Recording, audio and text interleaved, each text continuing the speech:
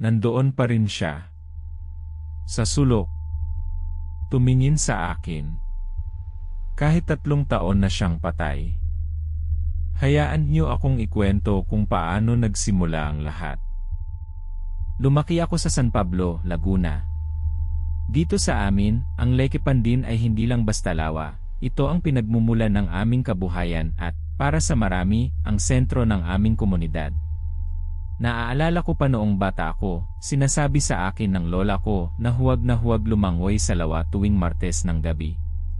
May kukuha sa'yo, sabi niya habang hinahaplos ang buhok ko. Sa edad kong 18 noon, bilang isang bagong graduate ng high school at puno ng yabang, hindi ko pinapansin ang mga ganoong kwento. Para sa akin, mga pamahiin lang iyon ng matatanda, pampatakot para sumunod kami. Pero si Mang Tonyo, ang mangingisda sa amin na halos abutin na ang 80, palagi niyang sinasabi na may katotohanan ang mga kwentong iyon. Ang Leyte Pandin ay may sariling bantay, sabi niya, habang tinitignan ang lawa na para bang may inaasahan siyang lumabas. Minsan, nakita ko siyang nagtatapon ng bulaklak sa lawa tuwing Martes ng gabi, na para bang nag-aalay. Kaya naman, noong Sabado ng gabi, habang nag-inuman kami ng mga kabarkada kong sina David at Marco, doon namin naisip ang hamon. At dito nagsimulang maging kakaiba ang lahat.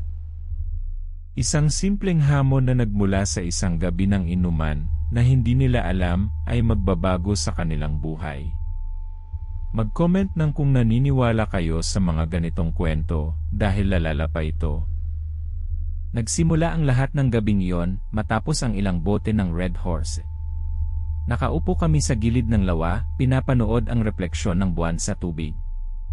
Alam nyo, ang lakas ng loob ng lola ni Arthur. Ang tagal na ng kwentong iyan, hindi pa rin nawawala. Nga, puro kwento lang naman. Sino ba naman ang maniniwala sa ganoon? Ang sabi ng lola ko, may engkanto raw na nagbabantay sa lawa. Engkanto? Sus, puro kalokohan. Kaya nga, hamunin natin. Sa darating na Martes ng gabi, lumangway tayo sa lawa. Teka, seryoso ka ba, David? Naman! Kung walang mangyayari, mapapatunayan natin na puro kalokohan lang yan. Sino ang sasama? Nagkatinginan kami ni Marco. May takot sa mga mata niya pero ayoko namang magpatalo sa hamon. Sige, sama ako. Ako rin. Para matapos na ang mga kwentong iyan. Isang simpleng hamon. 3 binata, puno ng tapang at pag-aalinlangan. Hindi nila alam na ang gabing iyon ay magiging simula ng isang bangungot na magpapabago sa kanilang pananaw sa mundo. At magtiwala kayo, kailangan niyong manatili para sa susunod na mangyayari. Dahil dito talagang nagiging hindi ka panipaniwala. Dumating ang Martes ng gabi. 11:30 na. Nagkita kami sa bahay ni David. Medyo kinakabahan ako pero pinipilit kong itago. Si Marco halatang halata ang takot. Ready na ba kayo, mga tol? Ito na ang oras para patunayan na walang ganoong bagay. Sigurado ba tayo rito, David? Hindi ba natin dapat pag-isipan ulit? Ano ka ba, Marco? Natatakot ka ba? Hindi ah. Medyo kinakabahan lang. Alam mo na, respeto sa matatanda. Huwag kang mag-alala, Marco. Kung may lumabas man, ako ang unang sasalo. Tara na. Pagdating namin sa lawa, ang dilim. Ang buwan ay halos natatakpan ng ulap. Wala kaming dalang ilaw. Ang tanging naririnig lang namin ay ang huni ng mga kuliglig at ang bahagyang paggalaw ng tubig. Hinubad namin ang aming mga damit at tumalon sa lawa. Ang tubig ay malamig, halos nagyelo. Lumangway kami papunta sa gitna. Ang lamig. Pero ang ganda ng pakiramdam. Naramdaman ko ang kakaibang pakiramdam. Parang may nakatingin sa amin. Ang tahimik ng paligid. Naririnig niyo ba yan? Ano? Ang kuliglig. Hindi. Parang may bumubulong. Guni-guni mo lang yan, Marco. Pero naramdaman ko rin. Parang may humihila sa paa ko. Akala ko si Marco lang ang nagbibiro. Teka, may humihila sa akin. Marco, tigilan mo nga ang pagbibiro. Hindi ako nagbibiro. May humihila talaga. Naramdaman ko na mas malakas ang paghila sa paa ko. Hindi na ito biro. Nagulat ako nang biglang lumubog si Marco. Marco, Sinubukan naming hanapin siya, pero parang nawala na lang siya bigla. Ang tubig ay parang naging itim. Nagsimula kaming magpanik ni David. nasaan si Marco? Marco, May lumabas na babae mula sa ilalim ng tubig. Mahaba ang itim na buhok at ang kanyang mga mata ay nagniningning sa dilim. Ang kanyang balat ay maputla, halos puting-puti. Nakangiti siya sa amin pero ang ngiting iyon ay nakakatakot.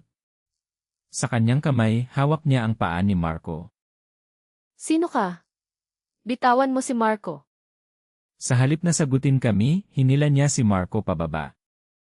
Narinig namin ang sigaw ni Marco at pagkatapos ay katahimikan. Takot na takot kami ni David. Sinubukan naming lumangoy pabalik sa pampang pero parang ang lawa ay lumalaki at lumalalim. Tumatakbo tayo. Mabilis? Pero parang hindi kami gumagalaw. May humila sa paa ni David. Nakita ko ang takot sa mga mata niya. Arthur, tulungan mo ako. Sinubukan kong abutin siya pero huli na. Hinila rin siya pababa ng babae. Wala akong nagawa kundi ang panoorin si David na unti-unting mawala sa ilalim ng tubig. Ako na lang ang naiwan. Naramdaman ko ang lamig ng tubig at ang pangamba na ako na ang susunod. Nagsimula akong lumangoy ng mabilis sa lahat ng lakas ko. Parang may humihila sa akin pababa pero pilit kong nilalabanan. Nang makaabot ako sa pampang, hindi ako lumingon. Tumakbo ako ng tumakbo hanggang sa maubusan ako ng hininga. Mula ng gabing iyon, hindi na ako lumangoy sa lakipan din. Hindi rin nakita ang mga bangkay nina David at Marco. Ang mga pulis ay nagsabi na nalunod lang sila pero alam ko ang totoo. Ang babaeng nakita ko, ang engkanto ng lawa, ay kinuha sila. At ngayon, tuwing Martes ng gabi, pumupunta ako sa lawa at nag-aalay ng bulaklak, tulad ng ginagawa ni Mang Tonyo. Sana, sa ganitong paraan, hindi na niya ako kukunin. Ang alaala ng gabing iyon ay sariwa pa rin sa isip ko. Ang takot na naramdaman ko, ang sigaw ni na David at Marco, at ang ngiti ng babae, hindi ko iyon kailanman malilimutan. Hindi na ako nagdududa sa mga kwento ng matatanda. Ang Lake Pandin ay may sariling lihim at may nagbabantay sa kanya. Kaya, totoo ba ito o kathang-isip lamang? I-comment ang inyong mga nararamdaman. At kung may sarili kayong karanasan tulad nito, ibahagi ninyo sa comments. Mag-subscribe para sa bagong kwento araw-araw.